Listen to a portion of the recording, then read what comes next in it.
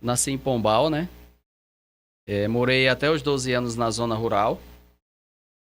Aí, depois estudava lá na zona rural, até a quarta série. Depois, a quinta série, eu vim estudar em Pombal, em colégio particular. Mesmo diante de todas as dificuldades da zona rural, mas meu pai sempre teve esse cuidado, esse né? cuidado de sempre, com todas as dificuldades, mas pelo menos colocar a gente numa escola particular para ter algo melhor e um ensino diferenciado. Então, como eu falei, vim estudar em Pombal e logo em seguida, o meu cunhado, que na verdade a história do Grupo Barbosa basicamente começou tudo pelo meu cunhado. Ele mora em João Pessoa, ele é funcionário público, hoje já está aposentado. Inclusive, ele já morou aqui em Cajazeiras também. Trabalhou na Caixa Econômica nos anos 80, de 82, eu acho que até 84.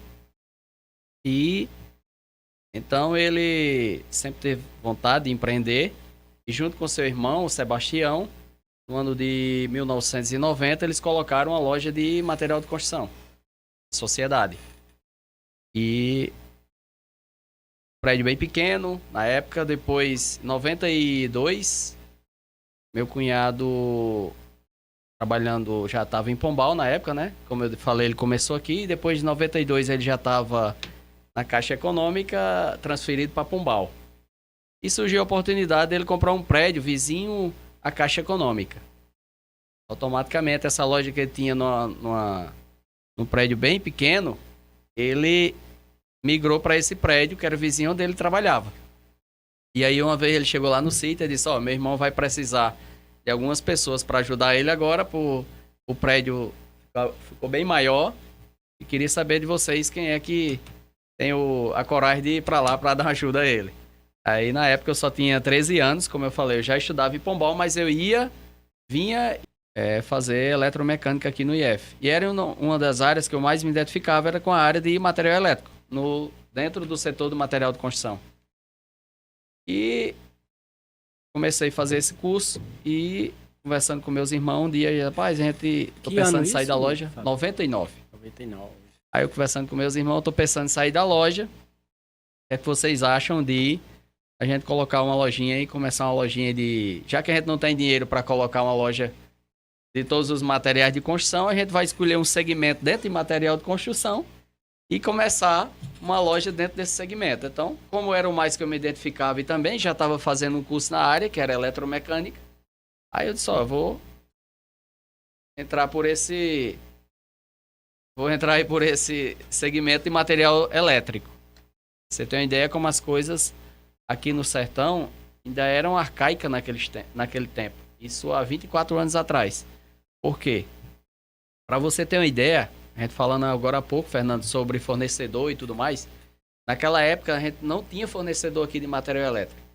Para a gente conseguir, a gente tinha que ir em Campina Grande, porque Campina Grande, não só no segmento de material de construção, mas naquela época ele era como se fosse um centro distribuidor para o sertão. É tanto que, não sei se vocês lembram, mas existia os armazéns, e quase todo mundo que tinha um armazém, naquela época também de estivas, eles tinham um caminhão para ir pegar a mercadoria em Campina Grande, no Crato, Fortaleza, e por aí vai. Não era diferente também no segmento de material elétrico. Até porque, você tem uma ideia, naquela época o pessoal chegava na loja e perguntava: essa loja é de quê? O cara não sabia o que era uma loja de material elétrico naquela época. Tanto que não existia quase nem energia embutida nas paredes, eram basicamente todas expostas.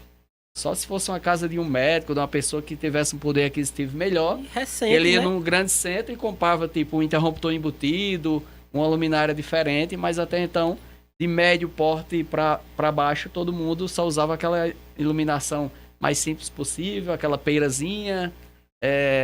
Isso recente, né? Já na década de 2000, né? Década de 2000, basicamente. Então, aí a gente abriu a loja com toda dificuldade. Muitos dias a gente não conseguia vender nada, mas assim, estava firme, forte, perseverante, que eu acho que essa é a palavra correta. Tem que ter muita renúncia, perseverança, porque muitas vezes os jovens, ele começa fazer algo e de repente ele já, 2 meses ele já quer que tudo aconteça, já quer que tudo comece por cima, digamos, mas nada cai do céu. Eu acho que você tem que ir construindo aos poucos. Da mesma forma que você vai fazendo uma obra, Rafael, eu acho que a construção de uma empresa também.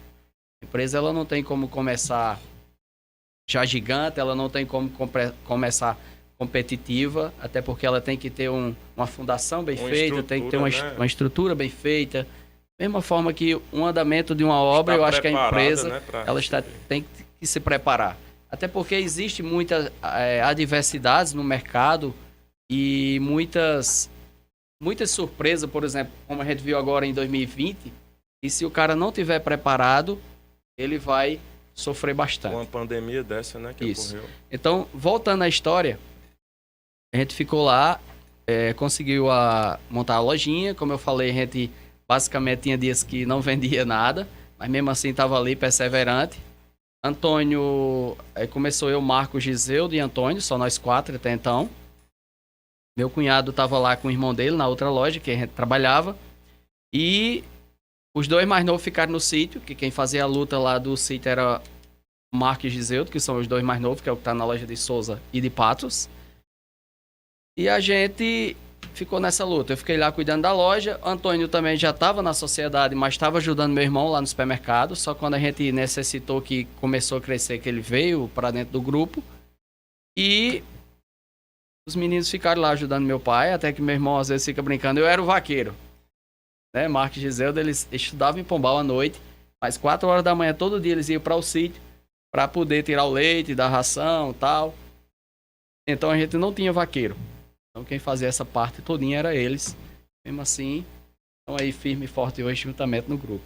Então, para conseguir mercadoria, muitas vezes eu saía cedinho, pegava uma van que saía de Pombal, ia para Campina Grande, fazia uma listazinha dos produtos que o pessoal queria uma luminária diferente, queria um interruptor diferente, onde é que eu posso comprar, tal. Eu disse, diga aí, eu vou essa semana. Aí já ia fazendo a listinha, ou seja, quando eu chegava, basicamente só era entregar, receber o dinheiro e já programar as outras compras. Fui ainda em Jaboatão, quando queria algum fornecedor, tipo uma Philips, um Osram, um fornecedor diferente, só vinha até Recife, ou João Pessoa.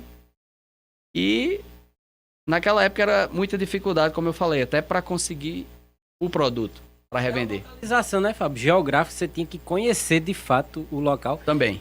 Aí logo em seguida, eu ficava até 4 horas da tarde, depois vim em casa, lanchava e tomava banho, já pegava o ônibus para vir pro IF, voltava de meia-noite. Quando era 5h30 eu já acordava de novo, porque morava só eu e meu irmão. Aí quando era 5 horas já acordava para preparar às 7 horas para ir para a loja novamente. Naquela época eu trabalhava sozinho na loja, não tinha funcionário. E mesmo diante de todas essas dificuldades, logo no ano 2000 já começou a surgir a primeira oportunidade de começar a ganhar dinheiro dentro do segmento de material elétrico. Não sei se vocês lembram, mas veio o apagão. Ou seja, a gente teve que começar a substituir as lâmpadas incandescentes por lâmpada econômica naquela época. Então já começou a surgir a oportunidade, porque aí eu já estava quase um ano já começa a aumentar a rede de contato, o network, e daí a gente já tinha descoberto um fornecedor de lâmpada lá de Carpina, Pernambuco. Outro cara de Guarabira também, que eu tenho amizade com ele até hoje, ele tem uma distribuidora e importa produtos hoje de energia solar da China, que é o DEDA. E do apagão, da dificuldade, aí, você por aproveitou exemplo, como eu oportunidade. saía daqui, chegava em torno de meia-noite e meia, 1h, e o cara já chegava lá para me entregar as lâmpadas, que ele só vinha à noite. Porque ele descarregava, já voltava, que no outro dia ele já carregava e já vai fazer a entrega de outro lojista. Então, eu já tinha uma relação de lâmpadas, naquela época que eu tinha dos clientes, já estava, todo mundo tinha que trocar, porque estava vendo a hora dar o apagão geral. E eu pegava ele trazia uma picape, era tipo uma van, fogão, completa de lâmpadas, geralmente a gente ficava já com 40%, 50%, dependendo do que ele tivesse disponível. E basicamente com 2 dias já entregava tudo, já recebia o dinheiro, já ficava com o nosso lucro e já ficava esperando ele voltar novamente. Então, como eu falei, 2000 chegou, a gente já começou a surgir uma oportunidade, uma luz no fim do túnel para começar a ganhar um dinheirinho. E se animar, na verdade. E daí foi aumentando a parte de material elétrico. Quando foi 2002, a loja que a gente trabalhava aí, o irmão do meu cunhado falou, eu não vou mais ficar, ele era formado em filosofia e disse que tinha passado no concurso, ia dar aula e trabalhar na Cagepa e tal. E daí ele falou pro meu cunhado, eu vou vender a loja agora, vou vender a parte da minha loja. Bem variado ele, né? Filosofia, Cagepa e dar aula. Isso. Aí ele falou para meu cunhado que ia vender a loja. Aí meu cunhado pegou, perguntou ao Antônio, você tem coragem de tomar de conta da loja? Aí Antônio, tenho. Aí Antônio foi, que Antônio já tinha trabalhado também um tempo lá comigo. Certo. Até então ele ir para o supermercado. Aí Antônio ficou lá na loja. E sim, quando foi em 2005, a gente tava querendo trazer meu pai da zona rural, tava querendo trazer meus irmãos também. E aí, vamos ficar todo mundo dentro da loja agora, vamos procurar outro segmento. Aí foi Antônio disse, eu acho que a gente podia começar com a parte de piso e revestimento num espaço maior, porque está tendo muita procura, mas infelizmente a gente não tem onde expor, porque o prédio que é onde a gente tem a loja de Serralheiro hoje, ele é 120 e poucos metros quadrados. Então, para fazer uma exposição de piso legal, não tinha como. Aí meu cunhado já tinha um terreno lá na BR, onde é a loja hoje, estava até alugado na época o depósito de gás. Ele pediu o cara lá do depósito lá com uma certa antecedência e lá a gente começou a reformar e montou uma exposição assim bem simples de piso e revestimento e compramos alguns caminhões de piso, botou lá dentro, o negócio começou a dar rotatividade. Aí logo em 2007 a gente já teve que fazer um showroom mais organizado, climatizado, para atender os clientes melhores. Né? E daí foi onde a gente começou a investir pesado no segmento de piso e revestimento. Aí depois começou a participar de feiras também em São Paulo. Nessa época já era que nome? Lojão da Cerâmica. Virou aí. Foi quando a gente criou o Lojão da Cerâmica.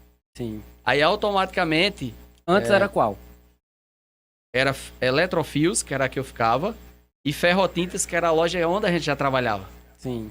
Aí quando em 2008, a gente comprou um prédio, comprou o terreno e construiu o primeiro prédio que foi em Pombal, né? É que é onde a gente tem a matriz hoje. Aí colocou lá Eletrofios e Ferrotintas. Aí embaixo começou o Grupo Barbosa, porque aí a gente sentou com meu cunhado e disse, vamos fazer o seguinte, porque meu irmão ia ficar cuidando só da loja que era só dele, e a gente precisava do meu irmão também no grupo. Então vamos fazer o seguinte, vamos formar o grupo. Os meninos vão vir do sítio, então você passa a ter parte na de piso e na de material elétrico, e a gente passa a ter parte na sua automaticamente. Então, automaticamente foi formado o grupo em 2005.